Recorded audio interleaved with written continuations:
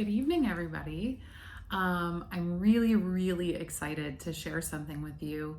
In one of my videos last week, my baking video, Benny in my afternoon class pointed out that he noticed there were some masks in the background in my house, and he was very curious about them. And he actually asked me if they were a totem pole. Well, the story behind the masks is that they were a gift from Oliver's grandpa, Papa Guip, who is my husband, Mr. Guip's dad. And he is a collector of African art and masks and is also a professor, now retired, but still teaching some, at the University of Toledo. So I invited him to take a look from his house at some of the really cool special masks that he collects at his house so that you could see them too and learn a little bit about mask making in Africa, and one from Mexico. He has so many masks in his house, it's like a museum.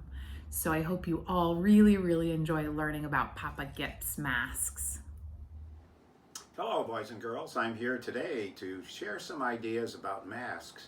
Now, I know that you have seen some masks in some of your other programs that your teacher has shared with you, so I'm going to explain a few more to you. First of all, face masks are worn on the top of the face, like this. And if you look at the back of it, you could see that it has eyes so people can look out of it. Well, masks aren't always scary things. Sometimes people and artists like to use human faces that you can see here, and they put animals or birds or other creatures that they think help them where they particularly live. So this mask is not from Africa, but I'm going to show you some African masks. This particular mask is from Mexico. And if we look carefully, there's a Mexican person that you can see there. And on the very top of it, if you look carefully, is a bat. And I know we think bats are scary, but in reality, bats are very helpful and they aid in the environment. And also they're important because they fly by night and they can see. On the bottom here, we can see another animal that's important to these particular people.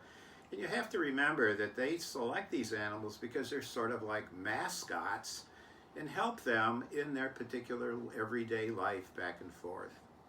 Behind me, you can see a whole series of masks, or you will very shortly, and I'm going to talk a little bit about some of it that you can see. Let's take a look at the one on the very top. The one on the very top that you can see here, and let me move my plant a little bit for you. That's really a butterfly. And butterflies are very important because in this area of Africa, when the butterflies start to come, they know it's spring, and it's going to be now a cycle. And we're starting to see a little bit of spring. In fact, in my studio today, you can see it's very bright and sunny, and we know spring is coming really very soon as well. Other masks represent over here to the far right is a combination of particular kinds of animals, and that's very common. Many times artists like to add different animals together to create a whole group of very animals that live in their environment. And way over to the far right that you can see here is sort of a ferocious mask, but it's really not. It represents sort of like a creature that dwells in the jungle outside of where the people are, and it's got very long tusks, as you can see, something like a boar. And they're there because they root up the ground, and people can then get insects and other things that are very important to the environment.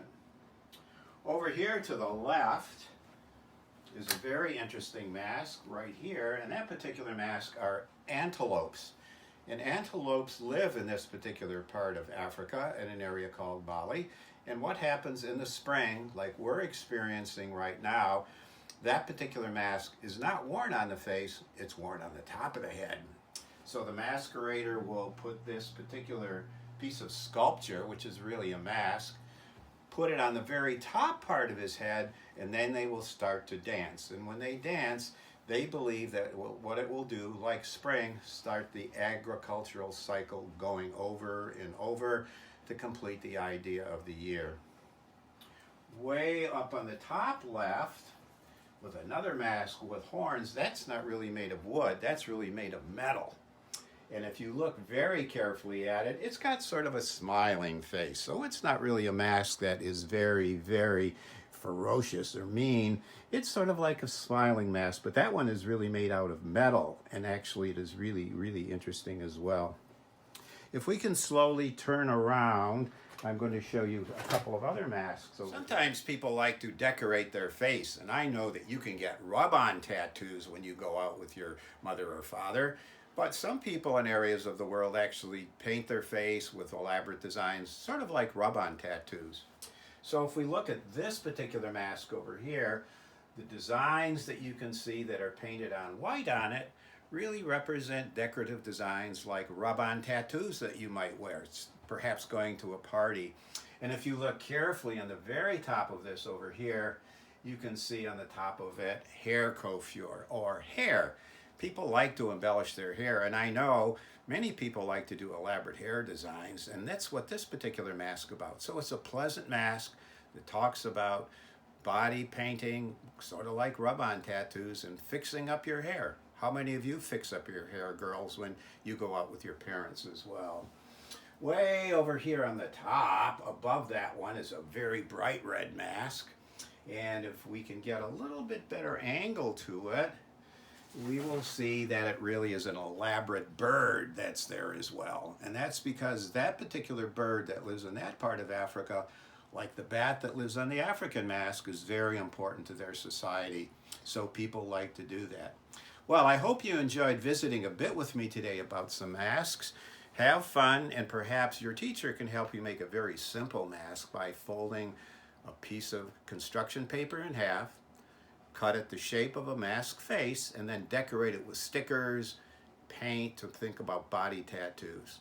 Well, thank you very much for joining us today. Have a very nice day, and I hope you enjoyed your visit to the Mask Studio.